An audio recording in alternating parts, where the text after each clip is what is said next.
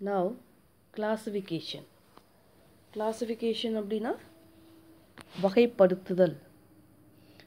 The method of arranging of organisms into groups is called classification. Classification அப்படினா ஆர்கானிசத்தை identify பண்ணி அதை குரூப்ஸாக பிரிக்கிறது தான் என்ன சொல்கிறோம், கிளாசிஃபிகேஷன். உயிரினங்கள், அதாவது உயிரினங்களை கண்டறிந்து குழுக்களாக பிரிக்கிறது தான் வகைப்பாடு அப்படின்னு சொல்கிறோம். Okay, when we classify things we put them into groups based on their characteristics. நாம் கிளாஸிஃபை பண்ணும் பொழுது அவற்றோட பண்புகளின் அடிப்படையில் குழுக்களாக பிரிக்கிறோம். ஒரு ஆர்கானிசத்தோட கேரக்டரை வச்சு என்ன பண்ணுறோம், நாம் குரூப்ஸாக கிளாஸிஃபை பண்ணுறோம். Okay, why do we classify things? ஏன் நாம் பொருட்களை வகைப்படுத்துகிறோம் அப்படின்னா, first one, classifying things makes it easy for us to know their similarities and differences. பொருட்களுக்கு இடையிலான ஒற்றுமை மற்றும் வேற்றுமைகளை வகைப்படுத்துறது மூலமாக மட்டும்தான் நம்மளால் தெரிஞ்சுக்க முடியும். Second, things with similar characters are classified into same group. These things are usually similar in at least one characteristic. அதாவது ஒரே பண்புடைய பொருட்களை ஒரே குரூப்பு கீழே நாம் கிளாஸிஃபை பண்ணுறோம் அப்படின்னா அந்த குரூப்பில் இருக்கக்கூடிய பொருள் குறைஞ்சபட்சம் ஒரு கேரக்டர்லையாவது சேமாக இருக்கும். சரியா? இப்போ நம்ம கிளாஸிஃபை பண்ணுற பொருள்ஸ் என்னது, குரூப்ஸாக. அதாவது நம்ம கிளாஸிஃபை பண்ணுறோம், நம்ம கிளாஸிஃபை பண்ணக்கூடிய ஒரு பொருளாவது ஒரு கேரக்டராவது சேமாக இருக்கும், சிமிலராக இருக்கும். Things with different characteristic R classified into different groups. வேறுபட்ட பண்புகளுடைய பொருட்களை வெவ்வேறு குழுக்களாக நாம் வகைப்படுத்திருக்கோம். These things are usually different in at least one characteristic. அந்த நாம் வகைப்பாடு செஞ்ச பொருள் ஏதாவது ஒரு பண்புலையாச்சும் என்ன பண்ணியிருக்கோம், டிஃப்ரெண்ட்டாக இருக்கும். Okay, next, classification helps us to understand living and non-living things in better way. வகைப்பாடு அப்படிங்கிறது நம்மை சுற்றி இருக்கக்கூடிய ஆர்கானிசம்ஸ், அதாவது உயிரினங்கள் உயிரோடு இருக்கா, அதாவது உயிருள்ளவையா அல்லது உயிரற்றவையா அப்படின்னு நம்மளால் தெரிஞ்சுக்க முடியும். For example, we can classify a newly discovered organisms. We would come to know how it relates with other. அதாவது ஒரு நியூவாக ஐடென்டிஃபை பண்ண ஒரு பொருள் அந்த ஆர்கானிசத்தோடு நம்ம வகைப்படுத்துறதுனால அது மற்ற ஆர்கானிசத்தோடு எந்த அளவுக்கு தொடர்பு இருக்குது அப்படின்னு நம்மளால் தெரிஞ்சுக்க முடியும். ஓகே, நெக்ஸ்ட்டு பாருங்கள், நீட் ஃபார் கிளாசிஃபிகேஷன். வகைப்பாட்டியலின் அவசியம் அப்படின்னு பார்த்தோம் அப்படின்னா, first, classification is needed to identify an organisms correctly. ஆர்கானிசத்தை கரெக்டாக நம்மளால் ஐடென்டிஃபை பண்ணுறதுக்கு classification very important. Okay, next, it helps to know the origin and evolution of an organisms. ஒரு ஆர்கானிசத்தோட ஆரிஜின், தோற்றம் மற்றும் எவால்வேஷன், பரிணாம வளர்ச்சியை நம்மளால் தெரிஞ்சுக்க முடியும். Next, to establish the relationship among different organisms. பல்வேறுபட்ட உயிரினங்களுக்கு இடையிலான தொடர்பை நம்மளால் என்ன பண்ண முடியும், கன்ஃபார்ம் பண்ண முடியும். அதாவது ரிலேஷன்ஷிப்ஸை நம்ம உறுதி பண்ண முடியும் அப்படின்னு சொல்கிறாங்க. Next, it provides the information about living things in different geographical region. புவியியல் பகுதிகள், பல்வேறு புவியியல் பகுதிகளில் இருக்கக்கூடிய ஆர்கானிசம்ஸோட என்ன பண்ணலாம், இன்ஃபர்மேஷனை நம்மளால் தெரிஞ்சுக்க முடியும். Okay, next, it helps in understanding how complex organisms must have evolved from simpler ones. அதாவது என்ன அப்படின்னா, காம்ப்ளெக்ஸ் ஆர்கானிசம் எளிமையான உயிரினங்களில் இருந்து சிக்கலான உயிரினங்களை எப்படி உருவாச்சு அப்படின்னு நம்ம தெரிஞ்சுக்க முடியும். அதாவது சிம்பிள் ஆர்கானிசத்துலேருந்து காம்ப்ளெக்ஸ் ஆர்கானிசம்ஸ் எப்படி ஃபார்ம் ஆச்சு அப்படின்ட்டு நம்மளால் என்ன பண்ண முடியும், அண்டர்ஸ்டாண்ட் பண்ணிக்க முடியும். ஓகே, நெக்ஸ்ட்டு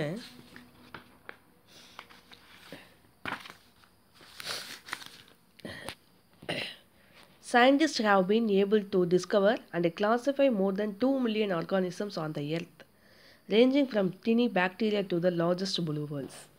அதாவது பாக்டீரியா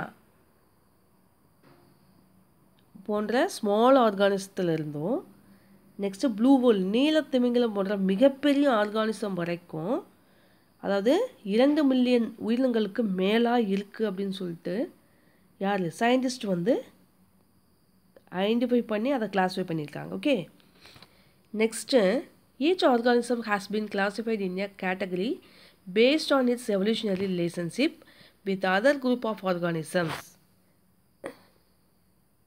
கிளாஸிஃபை பண்ணின ஒவ்வொரு ஆர்கானிசமுமே ஒரு உயிரினங்களோட தொகுப்போட நெக்ஸ்ட்டு அதனோட எவால்வேஷன் பரிணாம தொடர்பின் அடிப்படையிலையும் என்ன பண்ணியிருக்காங்க, ஒரு பிரிவாக பிரிச்சிருக்காங்க. We can define hierarchy of organism as, இந்த ஆர்கானிசத்தோட ஹைரார்கி படிநிலைகள் அப்படிங்கிறது என்னது நமக்கு கொடுத்துருக்காங்க, பார்க்கலாம்.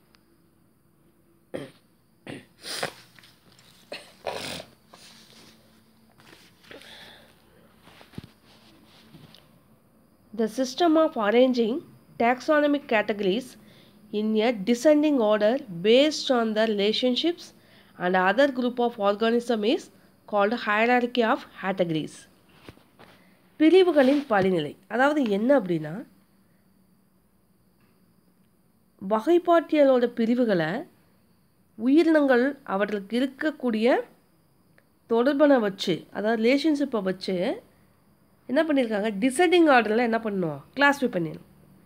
Listen, the system of arranging taxonomic categories in a descending order based on the relationship with other group of organisms is called hierarchy categories. பிரிவுகளின் படிநிலை அப்படின்னா என்ன அப்படின்னா வகைப்பாட்டியல் பிரிவுகளில் உயிரினங்களோடு என்ன பண்ணுறாங்க, அதாவது அவற்றோட தொடர்பின் அடிப்படையில் அதை வந்து என்ன பண்ணியிருக்காங்க, டிசெண்டிங் ஆர்டரில் இறங்கு வரிசையில் என்ன பண்ணியிருக்காங்க, கிளாஸிஃபை பண்ணியிருக்காங்க. The system was introduced by Linnaeus, is called Linnaean hierarchy. இந்த மெத்தட் ஃபஸ்ட்டு யார் கண்டுபிடிச்சாங்க அப்படின்னா லின்னேயஸ் அப்படிங்கிறவர். அதனால் இவரோட அந்த கண்டுபிடிப்பு அடையாளமாக என்ன பண்ணியிருக்காங்க, அந்த ஹைரார்கி அந்த படிநிலைக்கு லின்னேயன் ஹைரார்கி அப்படின்னு சொல்லியிருக்காங்க. Okay, next there are 7 main categories of hierarchies, namely kingdom, phylum, class, order, family, genus and species. Okay, அப்போது அந்த 7 மெயின் கேட்டகரிஸ் என்னென்ன அப்படின்னா கிங்டம். ஓகே, நெக்ஸ்ட்டு அதாவது கிங்டம் அப்படின்னு என்ன சொல்லலாம், உலகம். ஓகே, அது பிளான்ஸாக இருந்தால் என்னது பிளான்ட் கிங்டம் அப்படின்னு சொல்லலாம், அனிமல்ஸாக இருந்தால் அனிமல் கிங்டம். ஓகே, அப்போது கிங்டம், ஃபைலம் தொகுதி, கிளாஸ் அதாவது அது டைகாட் மோனோகாட் அந்த மாதிரி வரும். ஓகே, நெக்ஸ்ட்டு ஆர்டர் வரிசை, ஃபேமிலி குடும்பம், ஜீனஸ் அப்படின்னா பேரினம், ஸ்பீசிஸ் அப்படின்னா சிற்றினம். ஓகே, இந்த மெயின் அதாவது 7 மெயின் கேட்டகரிஸை வச்சு அவர் கிளாஸிஃபை பண்ணியிருக்காரு. Species is the basic unit of classification. அப்போது ஸ்பீசிஸ் தான் என்னது, கிளாஸிஃபிகேஷனோட பேசிக் யூனிட், அடிப்படை அலகு அப்படின்னு சொல்கிறாங்க. சிற்றினம் தான் வகைப்பாட்டின் அடிப்படை அலகு அப்படின்னு யார் சொன்னாங்க, very good, Linnaeus. Okay, next பாருங்கள்,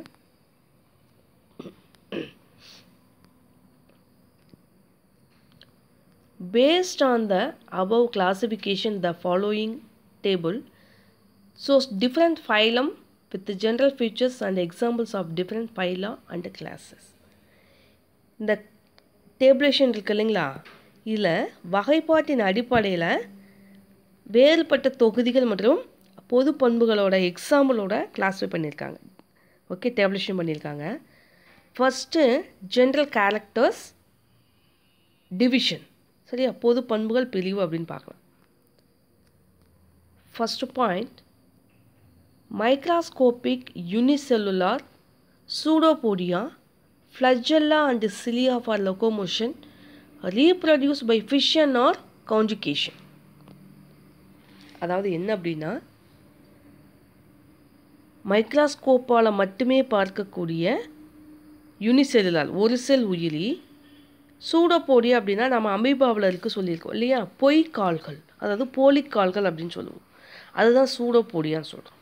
ஃப்ளஜெல்லா அப்படின்னா மூமெண்ட்டுக்காக யூஸ் ஆகக்கூடியது. எதுக்கு? ஃப்ளஜெல்லா அண்டு சிலியா, சரியா, அதாவது கச இலை மற்றும் குறி இலை அப்படின்னு சொல்லுவாங்க. Reproduce by fission or conjugation, இனப்பெருக்கம் வந்து எப்படி நடக்கும்? பிளவு முறையிலையோ அல்லது இணைவு முறையிலையோ நடக்கும். ஃபிஷன் பிளவு முறை, கான்ஜுகேஷன்னா இணைவு முறையில் நடக்கும். இதுக்கு எக்ஸாம்பிள் என்ன சொல்லியிருக்காங்க, இதனோட ஃபைலம் தொகுதி வந்து protozoa. Example amoeba, euglena and paramecium. Okay, you see the diagram. Next, second point, multicellular organism with the holes in the body, skeleton formed of spicules, asexual and sexual reproduction. இவை பல செல்களால் ஆனது. அதோட பாடி ஃபுல்லாக எப்படி இருக்கும்? ஹோல்ஸ், அதாவது துளைகள் மாதிரி இருக்கும். ஸ்ப்ரிக்கிள்ஸ், அதாவது முட்களாலான, சரிங்களா, அதாவது சின்ன சின்ன முட்களாலான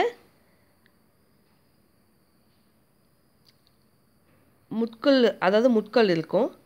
நெக்ஸ்ட் இதோட ரீப்ரொடக்ஷன் எப்படின்னா செக்ஸுவல் ஆர் ஏசெக்ஷுவல் மெத்தடில் நடக்கும். என்னது அப்படின்னா பால் மற்றும் பால்லா இனப்பெருக்கம். நெக்ஸ்ட் இதனோட ஃபைலம் என்ன அப்படின்னா Porifera. Example Leucosolenia, Spongilla, Sycon.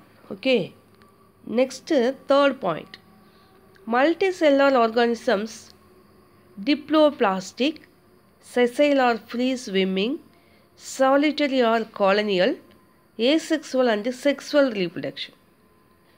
அதாவது மல்டிசெல்லர் பல செல் உயிரினங்கள், அதாவது டிப்ளோபிளாஸ்டிக் ஈரடுக்கு உயிரிகள் அப்படின்னு நம்ம சொல்லலாம். இது எப்படி இருக்கும் அப்படின்னா செசைல் ஆர் ஃப்ரீ ஸ்விம்மிங், அதாவது ஒட்டியோ அல்லது நீரில் நீந்தியோ இருக்கும், தனித்தோ அல்லது கூட்டமாக இருக்கும்.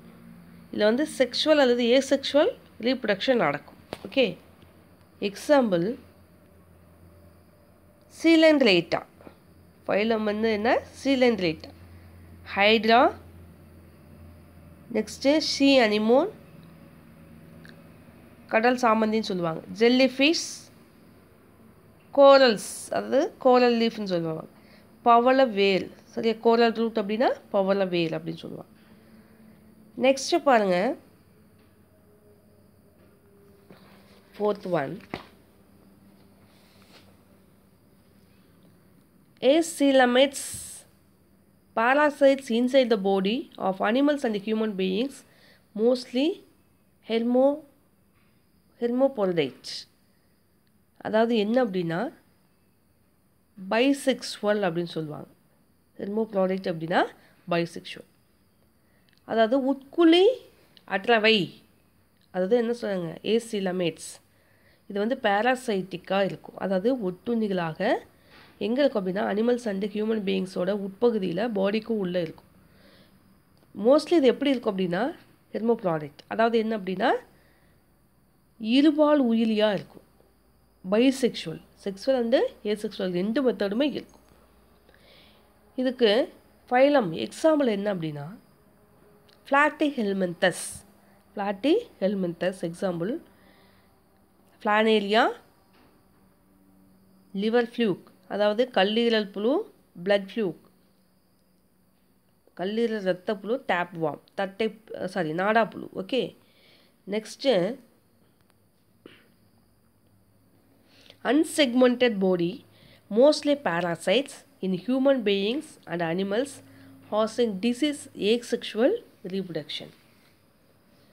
அதாவது unsegmented body, உடற்கண்டங்கள் அற்றவை, செக்மெண்ட் இருக்காது அதனோட பாடியில், செக்மெண்ட் இருக்காது. செக்மெண்ட் அப்படின்னா இப்போ எர்த்வார்ம் பார்த்துருக்கோம் இல்லையா? எர்த்வார்மில் எப்படி இருக்கும்? அதோட பாடிக்கு மேலே அப்படியே லைனாக ஃபார்ம் ஆன மாதிரி இருக்கும். அதுதான் செக்மெண்ட் அப்படின்னு சொல்லலாம். ஓகே, இப்போது இதில் வந்து என்னது, அந்த பாடி செக்மெண்ட் இருக்காது.